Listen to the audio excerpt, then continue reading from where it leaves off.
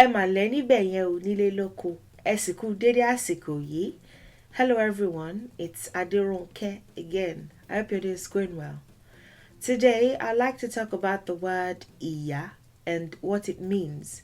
We have about 5 words for mother. Iya, yeye, mama, iye, and momo. I believe we have these 5. And each of those words carry their own diverse meanings. To look at them all and just say, oh, they all mean mother, forget about what they're saying in and of themselves, would be, like I always say, a great disservice. I always say, but I know that there are certain people who don't always watch each of my videos consecutively. So you may find me repeating 1 or 2 things that I've said in previous videos in newer ones. The culture of looking at what our own words are telling us instead of just slapping the closest English words to them and thinking of them in Europeanized ways or English ways, is something that we need to encourage. That act, okay, what is this word telling me? Is something that we need to imbibe.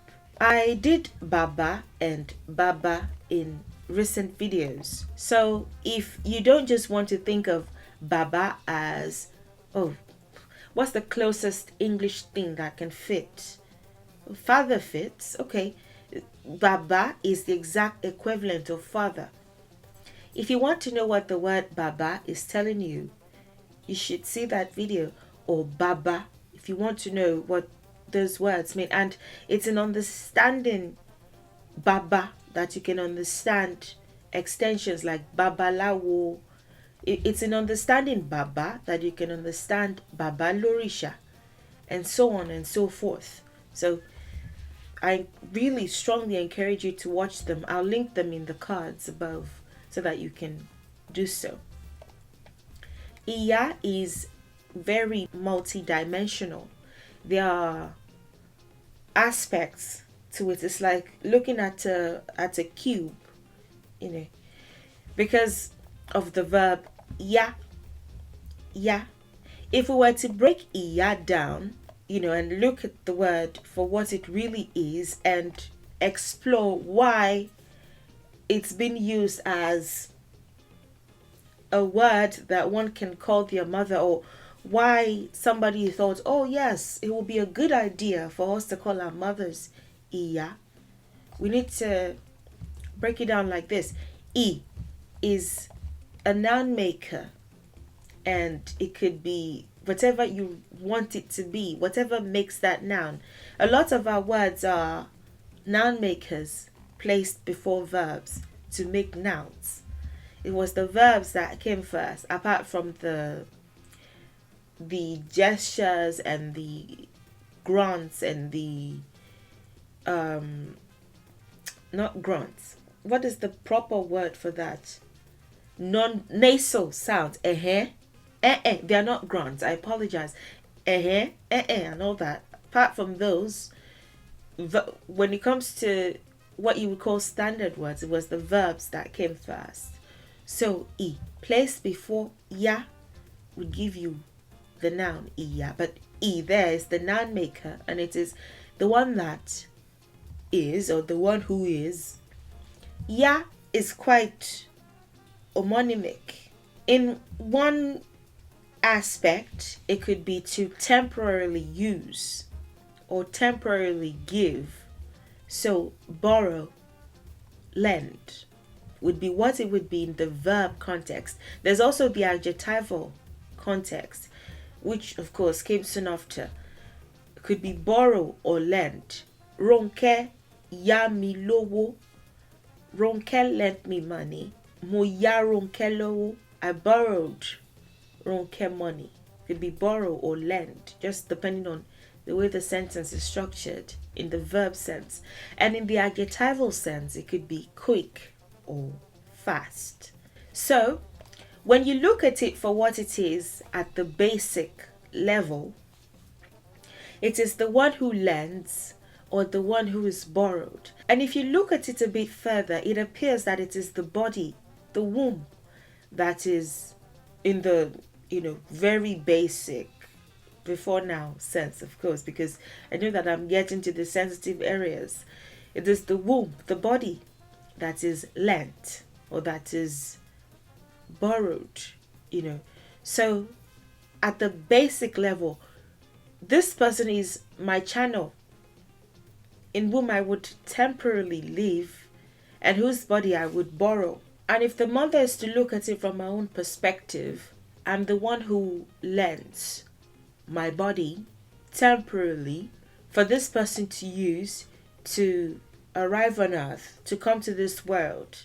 That's what it is at the basic level. But the person, the woman, will look at herself as the lender, as the iya, the one who lends herself, lent her body, lent her pretty much everything for those 9 months, for the child to live and then come to the earth through the soul in the child. We look at the mother as the one who is temporarily borrowed, as the channel for coming to the world.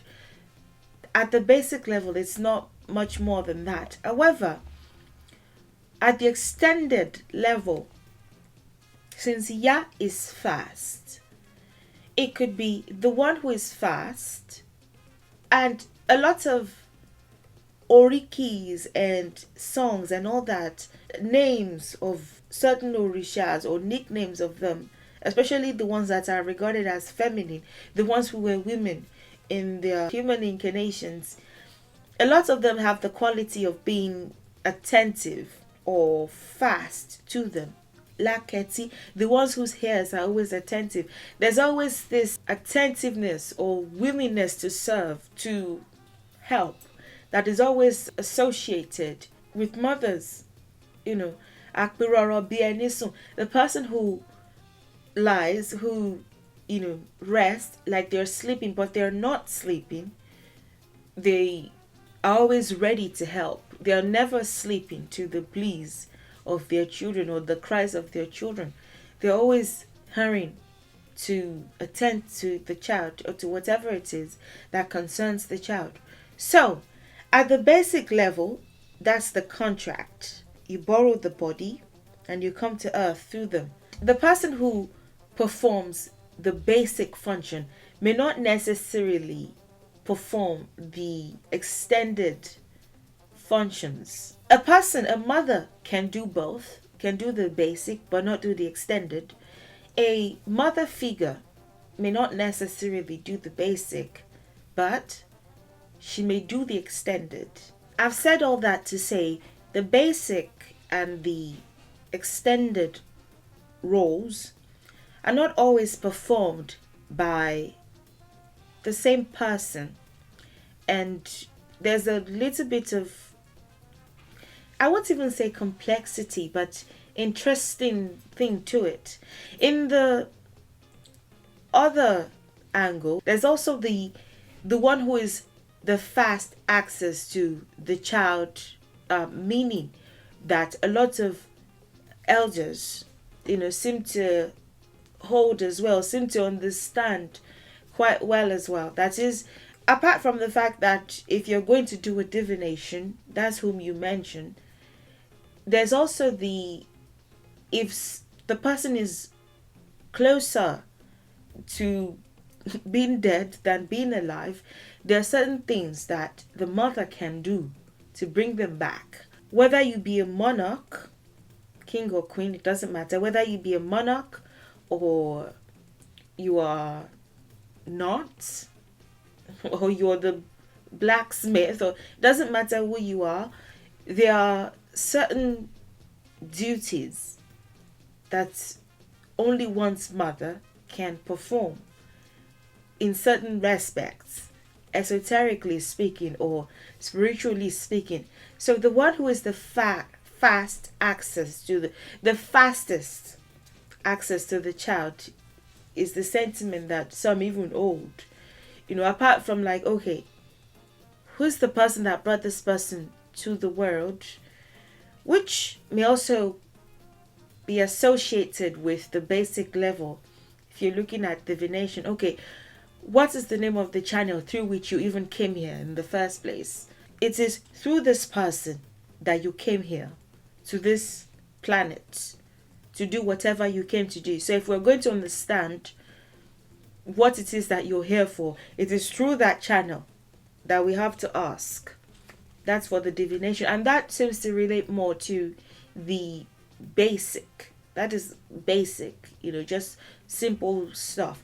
But when it comes to attaining certain heights or being snatched back from the claws of death in certain respects, the fastest access is one's mother, and there are certain functions that only the mother can perform, but that would be how far I go with that. It is the elders that can speak more in that regard.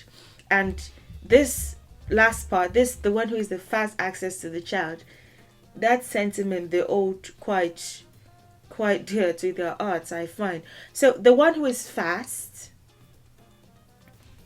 oh, is my baby crying? Or what's going on there? That always willing. What happened? Did she fall? That the one who is always fast to rescue the child, or the one who is the fast access to the child.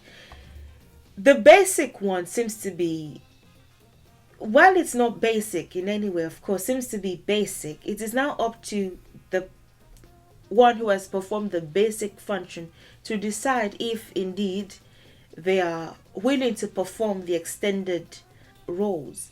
Many people don't have that luxury of having the same person perform the extended, or even having anybody at all perform the extended.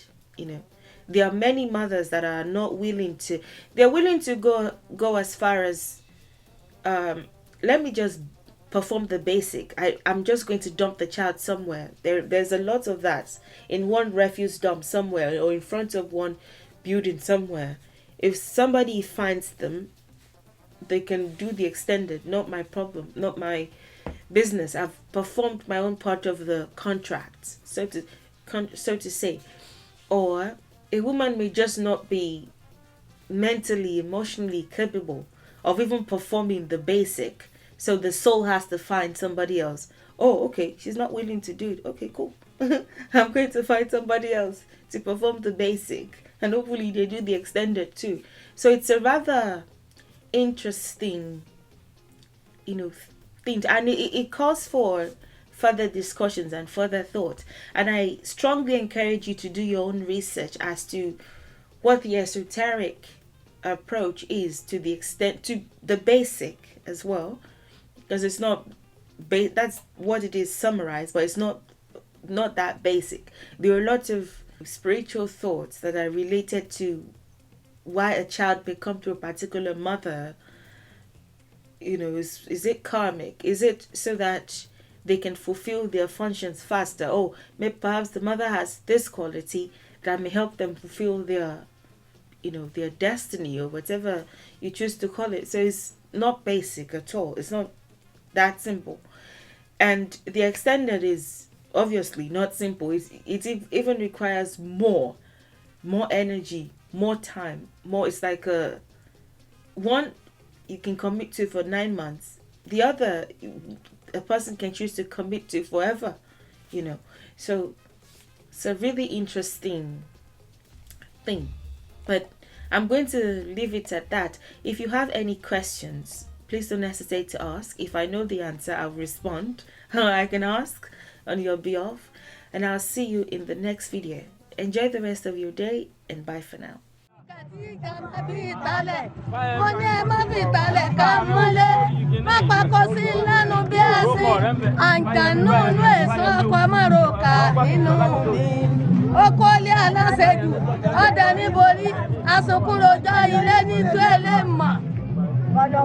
Tí ń bẹ́ ń gbò láwo ipa kí mi láti ẹ̀jẹ̀ ó kó lé ọ̀pẹ̀ sí ìjàkó sínú àgbo. Wọ́n sọ̀rọ̀ kan bàrà ó lé adé wọ́n lólúwa mi ò nílé mo pẹ́ títí mo rí àríyàn tá lọ́la bẹ́ẹ̀ ló sùn tá lọ́la bẹ́ẹ̀ síke tá lọ́la bàtà bútú tó sojú rẹ̀gìrẹ̀gì. Òjò lálẹ́ èdádé ọlọ́ọ̀ dádé wọn ò rí ilẹ̀ roko wọn bá ń roko. sí àgbàdàgùn omi ojú ọ̀rọ̀ mẹ́bí bá ń pè.